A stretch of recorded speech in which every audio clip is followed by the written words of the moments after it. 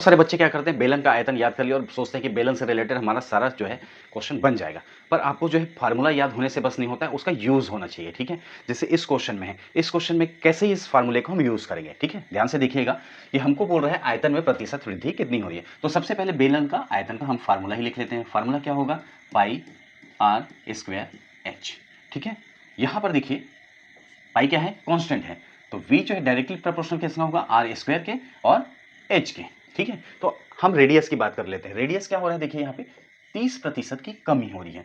अब 30% की कमी हो रही है, तो हम इस कमी को ओवरऑल कैसे निकाल पाएंगे, सक्सेसिव मेथड से। ठीक है, सक्सेसिव मेथड यूज हम पहले रेडियस पे कर लेते हैं, तो हमको रेडियस क्या मिल जाएगा, यहाँ पर सक्सेसिव कैसे निकालेंगे, -30 लेंगे। ठीक है, क्योंकि कमी हो रही है। फिर b वाला क्या हो जाएगा, फिर से -30 और प्लस यहाँ हो जाएगा ab मतलब 30 गुणित 30/100।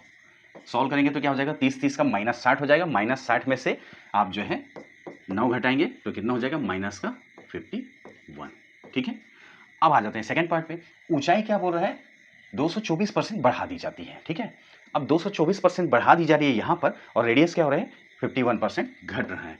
तो अब हमको सेकंड स्टेप में क्या करना पड़ेगा, इन दोनों का सक्सेसिव लेना पड़ेगा। ठीक है, चलिए सक्सेसिव लेते हैं दोनों का, तो हमको क्या मिल जाएगा, ओवरऑल -51 प्लस का हो जाएगा हमारा 224 और यहाँ पे माइनस हो जाएगा। ठीक है, प्लस माइनस, और माइनस क्या हो जाएगा, -51 गुणित 224। ठीक है, बटे में क्या लिखेंगे, 100। अब इसको सॉल्व करेंगे तो क्या मिल जाएगा हमको, 224 में से 51 घटा देंगे तो कितना हो जाएगा हमारा, 173 हो जाएगा।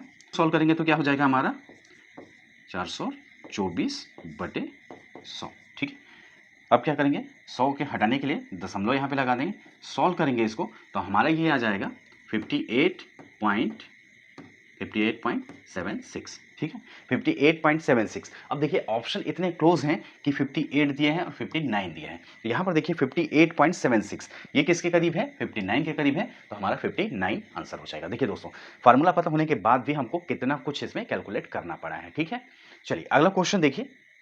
अगला क्वेश्चन क्या दिया है, पानी के टंकी वाला है। यहां पर बोल रहा है कि एक पाइप जो है दूसरे पाइप की तुलना में 3 गुने तेजी से काम कर रहा है। ठीक है, 37 मिनट में दोनों टंकी को भर लेते हैं, तो स्लो वाला कितने समय में भर लेता है। ठीक है, इस क्वेश्चन को कैसे सॉल्व करेंगे, मान लीजिए पहला जो है पाइप ए है और दूसरा क्या है, बी है। बी वाला अगर स्लो है और इसकी इकाई हम यूनिट मान लें, तो ए वाला क्या होगा, इससे 3 गुना, मतलब इसको 3 मान लेते हैं। तो ये इनकी क्या हो गई, क्षमता निकल गई। तो टोटल दोनों की क्षमता कितनी हो जाएगी, 3 + 1 करेंगे तो 4 हो जाएगा। ठीक है, अब टाइम हमको दिया हुआ है, टाइम गुणित क्षमता कर लेंगे तो हमको कार्य निकल आएगा, या इस केस में टंकी की कैपेसिटी बोल सकते हैं। तो हमको 37 से गुणा करना पड़ेगा, तो क्या हो जाएगा, 7 चौक 28 की 8, 88 लाई 2, 4 तिया 12, 1 13 14, 148। 148 किसकी कैपेसिटी होगी, पूरी टंकी की। अब इससे भरवाना किसको है, स्लो वाले को। स्लो मतलब बी, बी की क्षमता 1 है, तो हम 1 से डिवाइड कर देते हैं, तो हमारा आंसर कितना आ जाएगा, 148 मिनट। ठीक है, चलिए नेक्स्ट क्वेश्चन देखिए।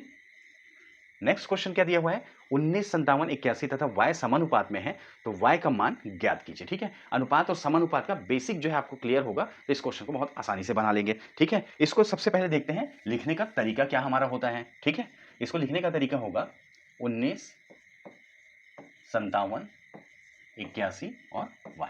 ठीक है, 19 और 57 के बीच क्या है, अनुपात है, और 57 और 81 के बीच क्या हो जाएगा, समानुपात हो जाएगा। ठीक है, 81 और y के बीच अनुपात हो जाएगा। अब इसको लिखते कैसे हैं, 19:57 को हम क्या करते हैं, 19/57 लिखते हैं। ठीक है, और इस समानुपात को क्या करते हैं, बराबर करके फिर से 81/y लिख देंगे, क्योंकि इधर समानुपात है। अब इसको आपको सॉल्व करना है। ठीक है, तो क्या किया जा सकता है, 19 से काट देते हैं, यहीं पर 19 से कम 19 तिया 57, तो y की वैल्यू आपकी डायरेक्ट आ जाएगी 3 एकम 3, 8 तिया 24, तो 243। ऑप्शन बी वाला बिल्कुल सही हो जाएगा। क्वेश्चन अच्छे लगे हो, कॉन्सेप्ट क्लियर हो गया होगा, तो वीडियो को लाइक करें दोस्तों, और चैनल को सब्सक्राइब करें। Thank you.